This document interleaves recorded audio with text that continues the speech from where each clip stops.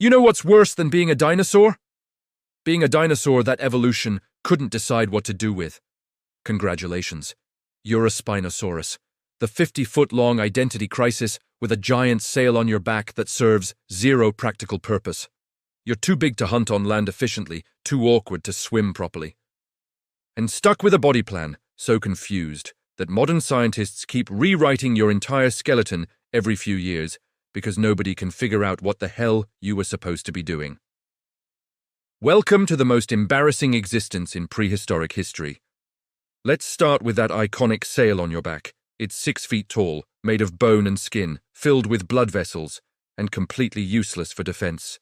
You know what it's good for?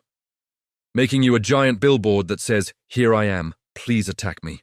Scientists think it was for temperature regulation or mating display, which means evolution gave you a massive vulnerable structure just so you could look sexy and not overheat.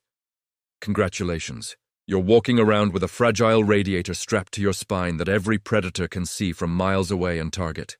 If it gets infected, damaged, or broken, you're done. Fossil evidence shows Spinosaurus with damaged neural spines, meaning you got into fights and your big stupid sail got wrecked and you had to live with it. Imagine having a giant fin on your back that makes you easy to spot, easy to hurt, and provides zero protection.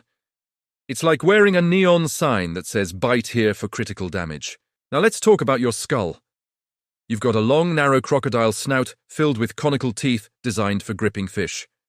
Sounds fine until you realize you're 50 feet long and weigh 6 to 7 tons, but your primary food source is fish. You're the size of a school bus hunting for salmon. The math doesn't work. To maintain your massive body, you'd need to catch hundreds of fish daily, which means you're spending every waking hour standing in rivers hoping something swims by. Your teeth aren't designed for tearing meat from large prey like other theropods. They're designed for holding slippery fish, which means if fish populations drop or migrate, you're screwed. You can't switch to hunting large dinosaurs because your jaw is wrong, your teeth are wrong, your entire skull is specialized for an unreliable food source. You're the prehistoric equivalent of a picky eater in a world with limited menu options. Here's where it gets really bad. Recent fossil discoveries suggest Spinosaurus had short, dense leg bones and possibly paddle-like feet, meaning you were semi-aquatic. Sounds cool, right? Wrong. You weren't good at being aquatic. Your legs were too short relative to your body, your arms were weird, your sail made you top-heavy, and swimming with that massive structure on your back was like trying to swim while wearing a refrigerator. You were too heavy to be a fast swimmer, but too awkward to be an effective land hunter. Crocodiles are perfectly designed for semi-aquatic life.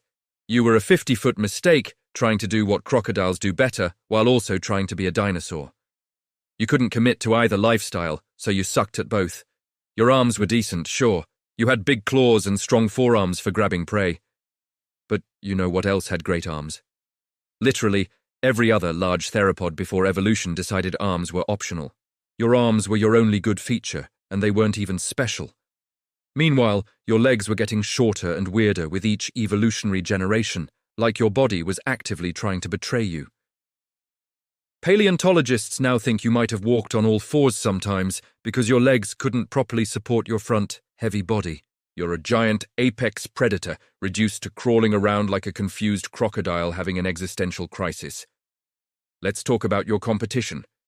You lived in North Africa during the Cretaceous period alongside Carcharodontosaurus, a 40-foot land predator with proper theropod proportions and the ability to hunt large prey effectively. While you're standing in a river for 16 hours trying to catch fish number 73, Carcharodontosaurus is taking down sauropods and eating like royalty.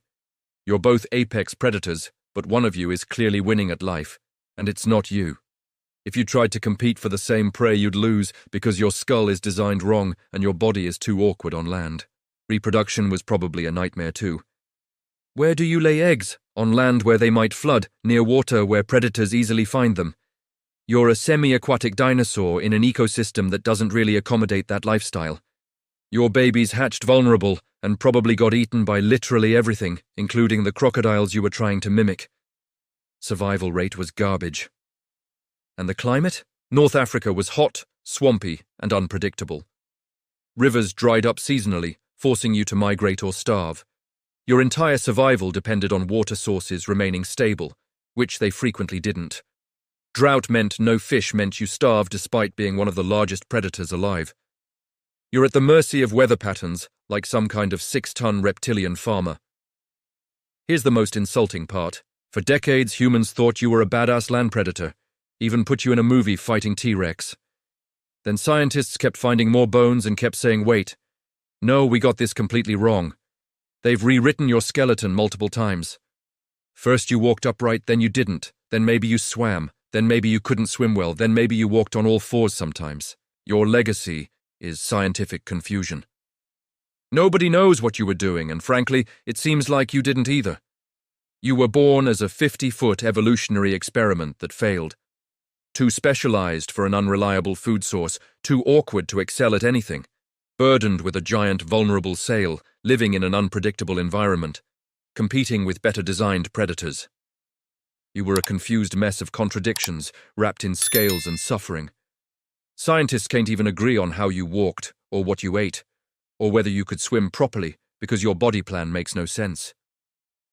Being a Spinosaurus meant being evolution's rough draft that somehow survived millions of years, despite being hilariously poorly designed.